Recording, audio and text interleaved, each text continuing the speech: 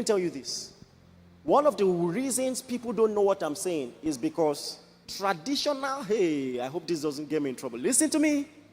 There is a way traditional teachings on prayer can put you in trouble. You will be less spiritual because you are used to going to the place of prayer with your prayer points. You already have things that you think you should do. So you advise God to do these things. You have a list of 7 things. You know where your life should be. Can I tell you something? I have never prayed for money since I got born again.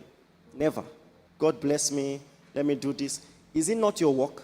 Real generals had a sense of indifference. I'm not looking for children who let Ishmael live before you. That's what Abraham told God.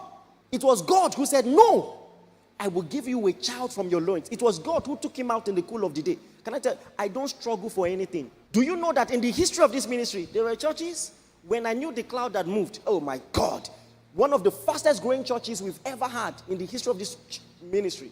By 3 weeks, there were about 500. More than that. And I knew the cloud had moved. Because God told me, have 4 Sundays with them and go. But the success almost lured me. I came that Sunday morning. I just told them, it's been wonderful. I know you've been blessed. Next Sunday is the last time you will see me. I advise you, go and look for a church. You will be thoroughly blessed. If you want recommendations on churches you need to go. This is how people expire. Oh. Not every door is God's door. You understand that? Not every door is God's door. Learn to move with God. You know something happened? When the Lord tells me to do something radical, like when he told me to move to Abuja the first time, when I announced it in church, just imagine this. Almost 2 hours after the service had ended, there was a man and his wife. They sat down. They were crying. Jesus Christ. They didn't go. We had shared the grace. They sat down crying. The pastor is going.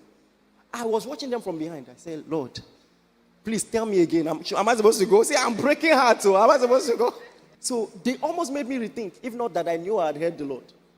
So I went to Abuja. Now, when I went to Abuja, 2 months after, they called me, Pastor, we have news for you.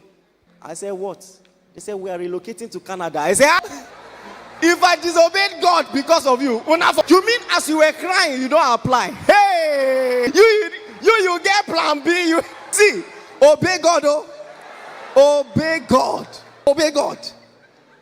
It's one of the things you must learn early. See, when I'm following God, I will break hearts. They will understand at the end. They will understand at the end. Let me check if my dad is here to see if I should say what I want to say. You know, somebody was asking my dad, maybe he has forgotten, that how was it when the Lord called your son? He said, I always knew you would do it. I shock. You always knew. Let me tell you, everybody who doesn't get it now, they will understand later. Some will even forget that they contradicted you at some point. Now who know obey God? Obey the Lord. Are you listening to me?